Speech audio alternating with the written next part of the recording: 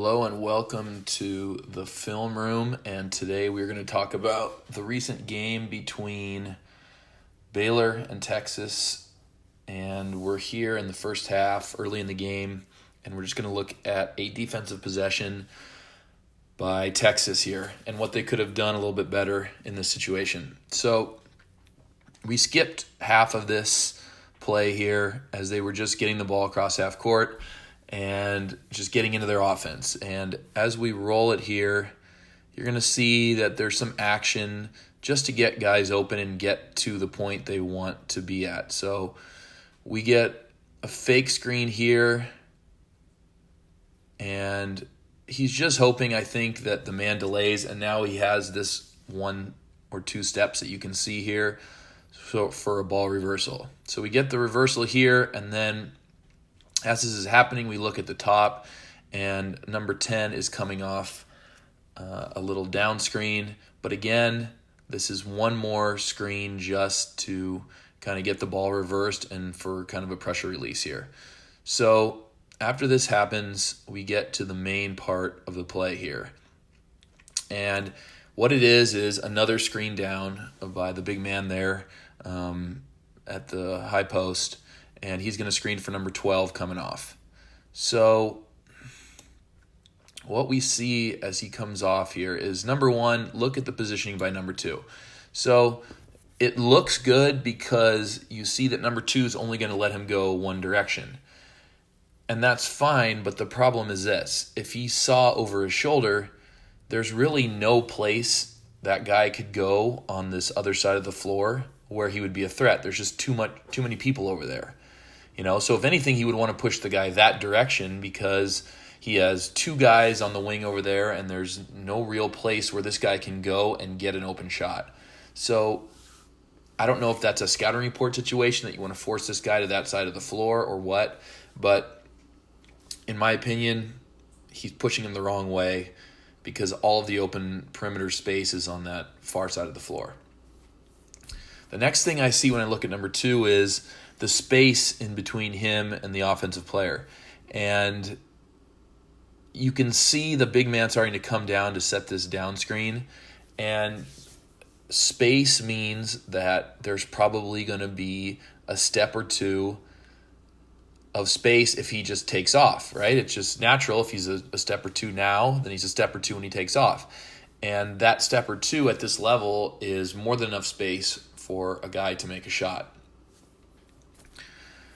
So as we run it here, we see, as you can see, he looked like he was on his heels maybe a little bit. And now here goes number 12. And now there's way more than a step or two of space. And as you can see, this is why you want to have contact and be very close to the guy so that there isn't this much space when he takes off. And now you see the big man kind of steps over and gets in his way. Some people might argue it's a legal screen, but I'm glad they don't call that because you want guys to be able to play a little bit. And that 1 or 2 steps has now turned into a good 3 or 4 steps here, and we're going to see him come off the screen wide open. So going back to here, there's a couple things. Number 1, number 2 should be up against number 12. Okay, he should have his hand on his hip, and we teach to put your hand on the outside hip. And what that does is it makes sure that you take a path just outside of the path this guy takes. And what that does is, just in case this big man moves like he does, you won't get hit. See, if you're on his inside, like this guy is, now you're going to get hit by the screen. If you were on his outside, and in theory over here, running on the outside of him, then it's impossible for this guy to hit you on the screen unless he sets just the most ridiculously illegal screen because you're outside of him. And then once you get there, you jump to the inside and you get back in good position between the basket and the player. So here, again, we see multiple mistakes.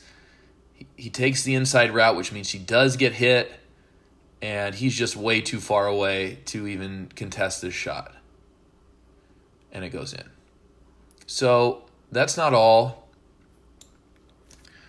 And maybe they're setting this up for later in the game, but if you watch number 5 defending, okay, he sees this screen coming. If I was him, I would have jumped a step off.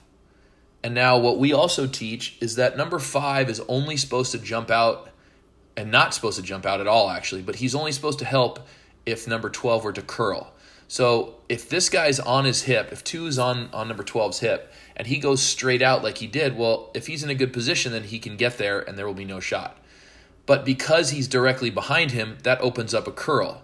So number 5 would take number 12 if he curls, but he would still keep body contact to keep the big man from slipping here. So what you're going to see here is number 5 is seeing the screen coming. He has no idea where the ball is, and now he starts to step out.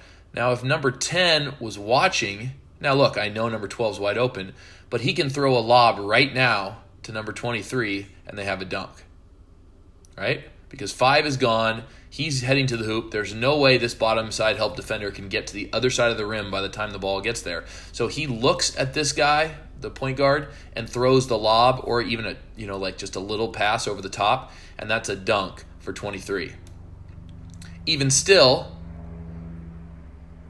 you can see here that 5 is so far out of position, he's in what I call no man's land, where he's not actually guarding the ball, and he's not actually guarding his guy, so he's not even doing anything. What he's doing is just giving the offense more options on ways to score. So, look, number 12 could easily pass this right here, and now we have a 2-on-1 with 24 and 23 right here.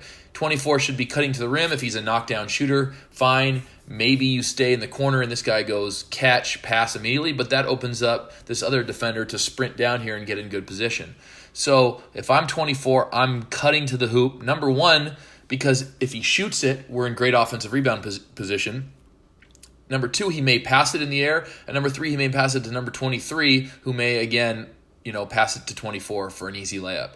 So this is all because number 5 gets out of position, commits for no reason. Like if 5 is going to commit, he should just go full speed and contest the shot, but he doesn't, so he's just stuck in no man's land. I mean, if he yelled switch really loud and sprinted out to this guy, and then maybe number 2 could wrap around right here and stay with 23, I think that would even be a better solution than what he does, because at this point, it's just wide open for all 3 players right now. As you can see, 3 defenders really guarding no one, and 3 players on Baylor wide open. And he does end up taking the shot and making it and getting a 3-pointer.